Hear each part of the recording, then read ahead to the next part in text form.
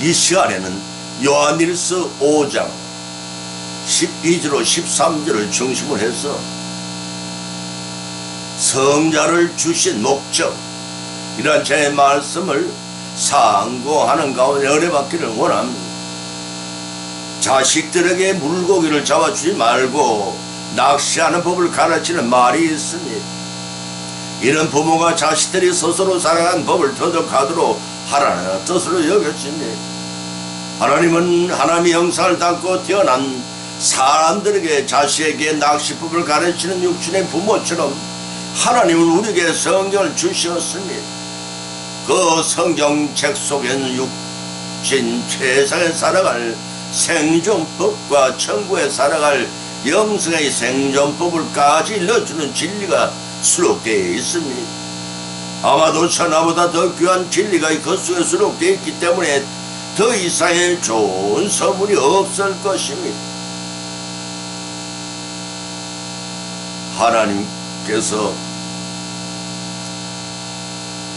하나님은 이 사람들이 세상에 태어나게 하시는 무책임한 분이 결코 아니십니다. 택한 자는 사후까지 책임지시는 자비의 하나님이십니다. 범죄한 아담과 하와를 나원에서 축출하시면서도 그냥 내보내지는 않으셨습니다. 그들의 벌거벗은 수치를 가려주고 보혈을 흘려 자신의 죄를 대속하여 구원해 주실 구주가 있을 것임을 상징하는 어린 양의 가죽옷을 지어 입히셨습니다.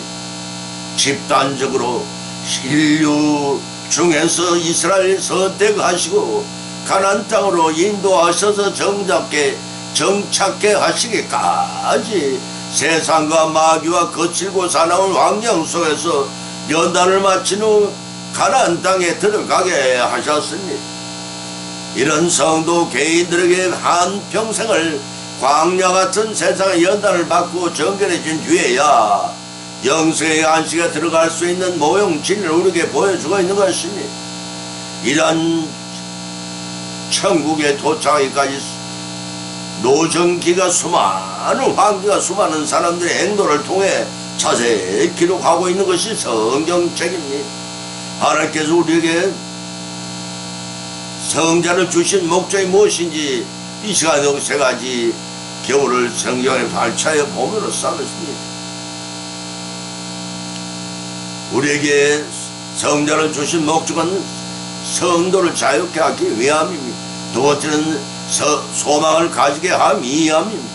세 번째는 영생을 알기 위함이라고 하셨습니다. 과연 그러한지 세 가지 경우를 본문으로 삼고 상고하는 가운데 피차의 은혜를 받고 우리 생명을 관대 실천하고 적용하여 믿음이 성숙되고 그로 인해 하나님께 예비하신 복을 받도록 결단한 귀한 성수주일이 되시기를 예수님의 이름으로 춤을 드립니다. 첫째는 성도를 자유롭게 하기 위함이라고 하셨습니다. 요한복음 8장 31절로 31을 찾아보면 기록하기를 그러므로 예수님께서 자기를 믿는 유대인들에게 이르시되 너희가 내 말에 가면 참 내 제자가 되고 진리를 알지니 진리가 너희를 자유롭게 하리라고 하셨습니다. 본문의 말씀은 예수님의 6번째 강화의 말씀입니다. 그 내용은 일시적이나마 믿는 유대인들에게 죄의 종된 인간들을 자유롭게 하는 참된 진리의 실체가 무엇인지를 가르치고 있습니다. 로마서 6장 16절에 쓴 사도 바울이 비록하기를 너희 자신을 종으로 들여 누구에게 순종하든지 그 순종함을 받는 자의 종이 되는 줄을 너희가 알지 못하느냐. 혹은 죄의 종으로 사망에 이르고 혹은 순종의 종으로 의에 이르니라고 밝혔습니다. 예수님께서는 본문을 통해 자신이 인류를 자유롭게 하는 그 진리 그 자체심을 선언하시면서 이 진리는 죄와 죽음으로써 진정한 자유를 주는 유일한 참된 것임을 가르치고 있습니다. 이는 하나님의 아들 되신 예수님을 믿고 또한 저가 이루신 대속 사역의 공로를 의지하는 자마다 죄 사함을 받고 하나님과 더불어 영원한 생명을 누릴 수 있는 길을 제시하신 것입니다. 따라서 이제 자유케 하시는 진리이신 예수 그리스도 안에 있는 자와 이는 자는 죄와 사망의 권세로도 자유로우며 또한 하나님 앞에 자유롭게 나아갈 수 있는 것입니다. 제 말이 아니라 로마서 8장 1절 2절의 말씀. 그러나 이러한 예수님의 가르침에 하나님의 선민이요 혈통적으로 이미 구원받은 아브라함 자손이나 자칭하는 유대인들을 적극 거부 반응을 그들은 보였습니다. 심지어는 예수님은 마귀 귀신 들린 자로 매도하여 돌려치려고까지 했습니다. 때문에 본절에서 예수의 말씀을 경청하던 그들은 신앙적인 차원에서가 아니었습니다. 단지 지혜로운 한 인간으로서 그들의 귀를 충족시키기 위한 것으로 잠시 추종했을 뿐이었던 것입니다. 진정한 성도는 이처럼 자신의 필요에 따라 주님을 섬기는 자가 아닙니다. 예수님이 메시아임을 됨을 인정하고 자신의 전 삶을 통해 그분을 추종하는 자들임을 세상 말할 필요가 없습니다.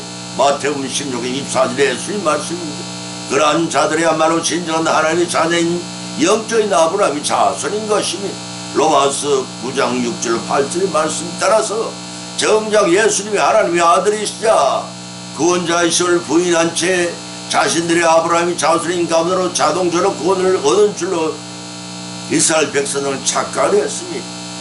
유대인들은 교훈은 우리들에게는 역설적으로나 크나큰 교훈이 됩니다. 다시 말해서 우리는 그 같은 전철을 밟지 않기 위하여 우리 주님께서 애원하여 믿고 확신하는 말을 굳게 붙들어야 할 것입니다. 디모서 후서 1장 13절에 14절의 말씀입니다. 예수님께서도 본문 30절에서 자기를 믿은 유대인들에게 너희가 내 말에 거하면 참 내 제자가 되리라고 선언한 바 계십니다.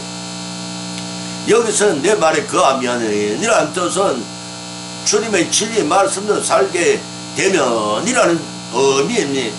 따라서 본절의 뜻은 비록 예수님과 같은 진리의 말씀을 들은 저 본적이 없는 유대인들이 잠시 진리를 들은 것으로 걷지 말라는 것입니다. 진실한 예수님의 말씀 안에 사는 생활을 하게 되면 주님의 참 제자가 될 것이라는 말씀입니다. 본문 32절에 진리를 알지니 진리가 너희를 자유케 하리라고 하셨습니다. 여기서 진리란 헬라어 알리데이아라고 합니다. 이 단어는 본래 하나님의 은혜와 더불어 예수 그리스도와 그리스도의 본질을 표현한 용어이기도 합니다. 요한복음 10장 6절의 말씀 때문에 본질의 진리란 예수 그리스도를 통해서 증거된 하나님의 특별 계시를 의미합니다. 요한복음 17장 7절의 말씀입니다. 따라서 이 진리는 그리스도의 구속 사역과 밀접한 연관이 있고 그리스도에 대한 믿음과 결부가 됩니다. 누구든지 예수님이 하나님의 아들이자 구세주를 믿고 저가 이룬 대속의 사역을 공무히 힘만 하면 모든 인간이 지닌 죄의 결과로부터 영원히 자유케 되는 것이라고 했습니다. 로마서 8장 2절의 말씀입니다. 이와 같이 하나님께서 성자를 우리에게 주신 목적은 성탄, 성돈, 사탄으로부터 자유케 하기 위하심을 믿고 이를 죄행차여 주님 안에서 누리시는 모두 자유로운 성도들의 삶을 이루어 나가시는 예수님을 축원을 드립니다. 두 번째는 소망을 가지게 함이라고 했습니다. 로마서 15장 4절을 찾아보면 기록하기를 무엇이든지 전에 기록한 바와 우리의 교훈을 위하여 기록된 것이니 우리로 하여금 인대로 성경이 아니로 소망을 가지게 함이라고 밝혀졌습니다. 우리 인생은 어두워져야 달이나 별을 볼 수 있습니다. 그렇듯이 세상의 어두운 세력이 왕성할 때는 오히려 우리들은 소망의 빛이 밝아집니다. 이러한 소망의 세 가지 일은 성경은 이렇게 말하고 있습니다. 우리에게 기쁨과 행복이 주어지라는 사실을 확인시켜줍니다. 두 번째는 소망 우리에게 기쁨과 행복의 시사를 드러내줍니다. 세 번째는 우리로 하여금 끝까지 그것들을 기다리게 하며 그것들을 위해 모든 고난을 이기게 한다라고 풀힐이라는 분을 필요하게 했습니다. 이와 같이 소망은 불가시적인 것이지만 소망은 보이지 않는 것이지만 믿음이 바라는 것들이 실상이듯이 참 믿음은 하나님이 그 자체이십니다.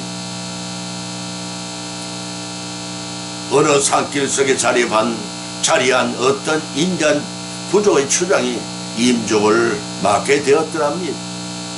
추장은 소라의 세 아들을 형제를 불러놓고 이렇게 말하는 것입니다. 이제 나는 너희 조상이 계시는 곳으로 떠나가니 너희 중의 하나가 내 뒤를 이어 부족의 추장이 되어야 한다. 너희 형제는 모두 저 거룩한 산에 올라가 뭔가 아름다운 것을 가져오라. 가장 훌륭한 선물을 내게 가져오는 자가 나의 후계자가 될 것이다 하고 명했습니다. 며칠이 지나자 세 아들이 돌아왔습니다. 첫째 아들은 산 정상에 잡고 있는 아주 희귀한 아름다운 꽃을 선물로 바쳤습니다. 둘째 아들은 비바람에 날아서 매끄럽고 둥근 아름다운 색깔의 돌을 가져왔습니다. 그런데 셋째 아들은 어떤 사유인지 빈손으로 돌아왔습니다. 막내야, 막내는 무엇을 가져왔는지 내놓아봐라. 아버님, 저는 아무것도 보여드릴 게 없습니다. 없다니? 저는 저 산 꼭대기에 올라가 그 너무로 아름다운 땅이 별세 있는 것을 보았습니다. 푸른 초장과 수정 같은 호수가 있었으니 제가 본 곳이 너무나 감동적이어서 아버지께 다른 것을 가져도 올 생각을 못했습니다. 그러나 그 대신 저는 장차 우리 부족이 보다 나은 생활을 하기 위하여 나아가야 할 곳에 대해 비전을 갖게 되었습니다. 그렇게 말하자 추장은 무릎을 탁 치면서 이렇게 대답했습니다. 바로 그거다. 그것이 아비가 바라던 것이란다. 너를 우리 부족의 새 추장으로 삼겠다. 너는 가장 값지고 아름답고 보다 나은 미래에 대한 비전을 아비와 부족에게 선물했기 때문이라 하고 밝혔었습니다. 이와 같이 세상 종말 때에 썩어지고 불타 없어질 물질보다는 하늘의 소망을 두는 것이 성도들 도리일 것입니다.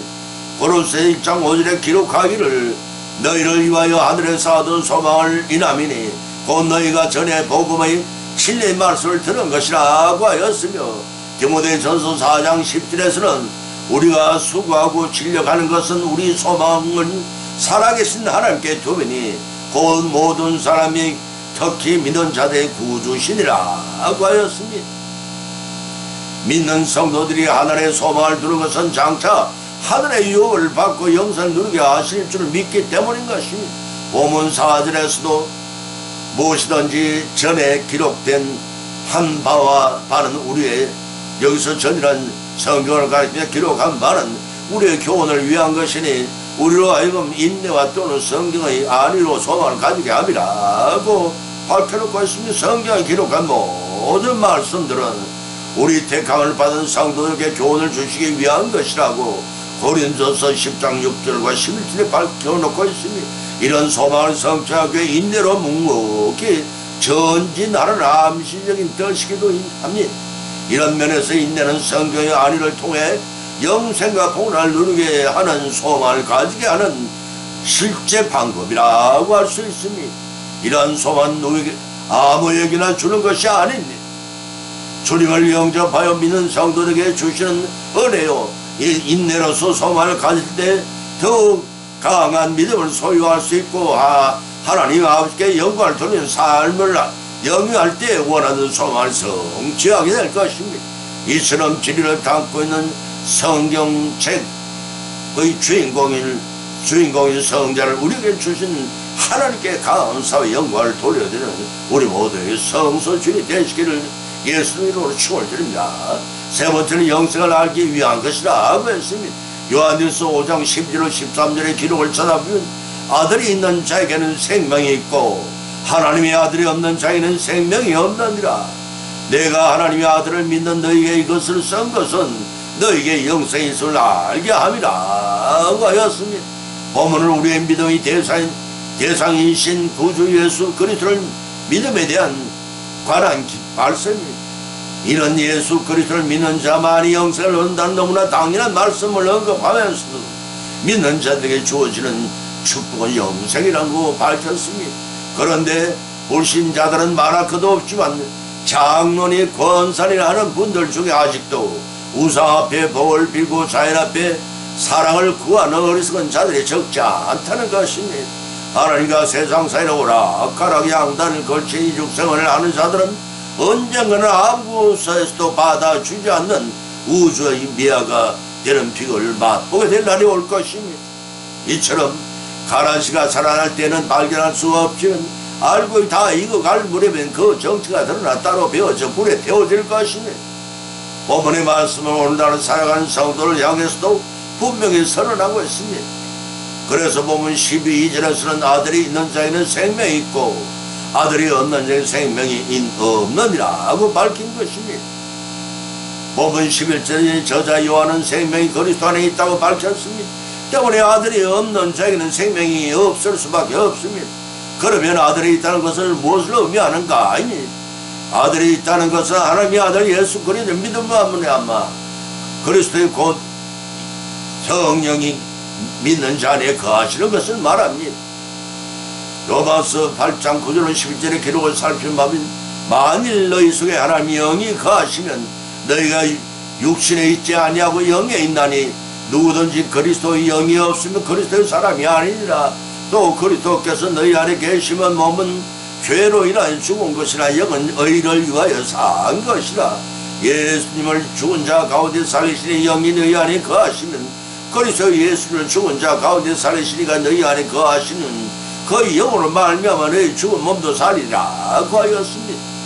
따라서 아들이 있는 자 곧 심령 속에 있는 하나님의 아들의 성령이 있는 자는 영원한 생명을 얻고 아들의 성령이 심령 속에 없는 자는 예수 그리스도를 믿지 않기 때문에 여전히 죄와 사망 가운데 사는 것이라 하는 말씀입니다. 본문 13절에서는 이제 결론을 맺기를 하나님의 아들의 이름을 믿는 너희에게 이것을 쓴 것은 너희에게 영생이 있음을 알게 하려 함이라 고 하였습니다. 어떠한 유혹과 핍박과 어려운 고통이 우리 성도를 괴롭힐지라도 그것은 잠시 지나간 연단의 바람인 줄 알고 끝까지 인내하여 예비하신 영생의 복을 성취하여 누리시기를 예수님의 이름으로 축원드립니다. 결론을 맺습니다.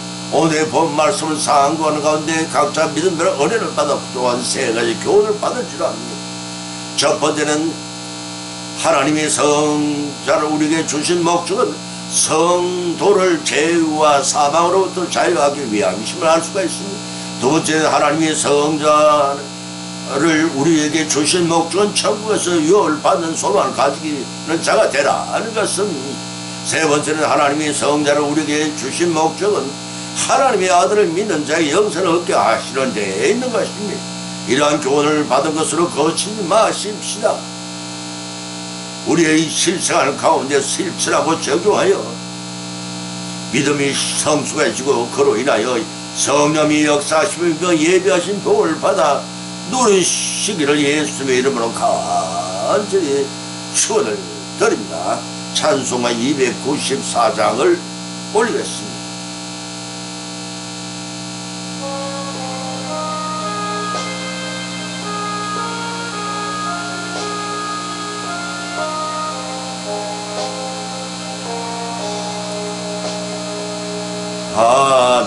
하나님은 외아들을 주시는 때까지 세상 사랑하니 참 사랑이로다. 하나님은 사랑이라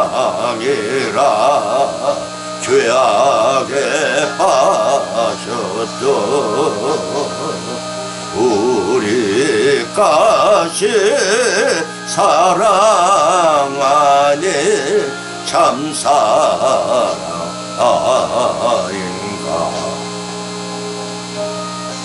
님을 배반하고 원리 떠나 우리 원수같이 대적하나 사랑하여 주네. 하나님은 사랑해라. 죄악에 빠졌던 우리 같이 사랑하네. 참 사랑 아닌가.